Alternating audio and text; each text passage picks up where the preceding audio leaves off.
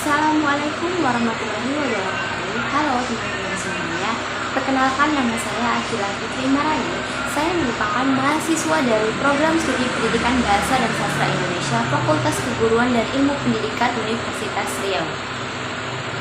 Di sini saya akan menjelaskan dan memberitahu teman-teman semua 5 sastrawan Indonesia yang underrated menurut saya. Yang pertama, Hans Bagudiasin. Hans Bagudiasin atau yang biasa dikenal dengan HB Jasin merupakan salah satu sastrawan Indonesia yang lahir di Gorontalo pada tanggal 31 Juli tahun 1917.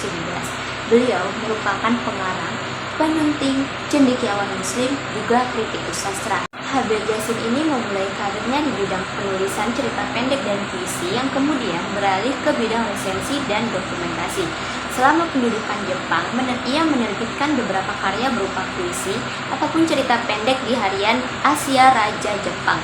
Dengan inisiatifnya sendiri, Jasin berhasil menghasilkan beberapa karya buku. Contohnya yaitu seperti Angkatan 45, Diva Penyair, dan Daerahnya. Yang kedua yaitu Habibur Rahman El-Shirazi. Habibur Rahman El-Shirazi ini lahir pada 30 September 1976 di Semarang, Jawa Tengah. Ia memiliki nama pena Kang Abid.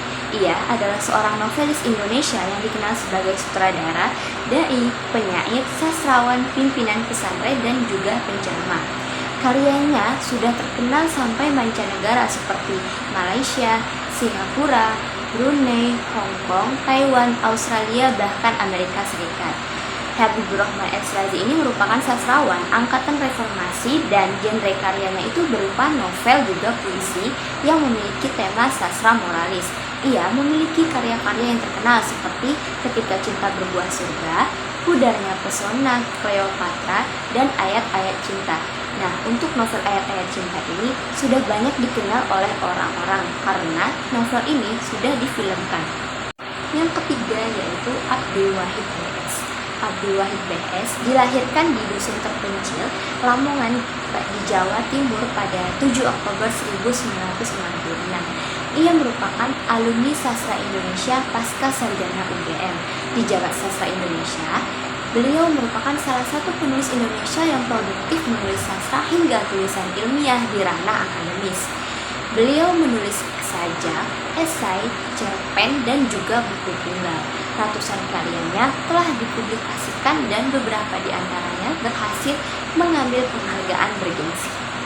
Pada tahun 2021, bukunya yang berjudul Sastra Pencerahan berhasil meraih hadiah sastra Majelis Sastra Asia Tenggara atau biasa disingkat dengan Mastera untuk kategori non-fiksi yang diberikan oleh Malaysia.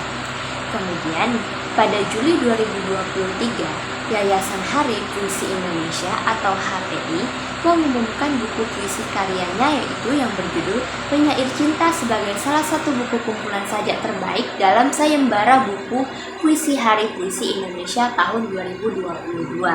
Selanjutnya ada kumpulan sajak Jalan Malam yang terbit pada tahun 2021 menjadi nominator Khatulistiwa Literary Award 2023. Yang keempat yaitu Eka Kurniawan. Eka Kurniawan ini lahir pada 28 November tahun 1975. Ia adalah seorang penulis yang menamatkan pendidikan dari Fakultas Filsafat Universitas Gadjah Mada, Yogyakarta. Genre sastra yang ditulis olehnya yaitu berupa novel, cerpen, juga non-fiksi. Aliran sastranya yaitu berupa realisme magis. Pada tahun 2016, ia menjadi penulis Indonesia pertama yang dinominasikan untuk Man Booker International Prize. Karyanya berupa non-fiksi yaitu yang pertama berjudul Pramudia Anantatur dan Sastra Realisme Sosialis yang terbit pada tahun 1999. Selanjutnya, novel yang ditulis olehnya yaitu berjudul Cantik Itu Luka yang terbit pada tahun 2002. Selanjutnya yang terakhir yaitu yang kelima, Abasutan Pemuda Nansati. Beliau lahir pada 17 Februari tahun 1899. Ia adalah seorang sastrawan yang dalam berkarya sering menggunakan nama samaran seperti Antares dan juga Rinaldo. Abbas sendiri mulai menulis itu sejak usia 15 tahun.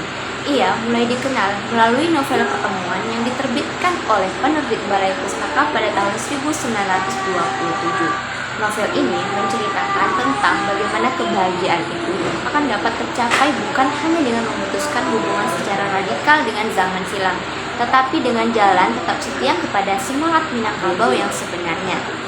Faktanya, selain seorang sastrawan, ia juga seorang seniman lukis Indonesia yang dikenal dengan gaya lukisannya yang khas.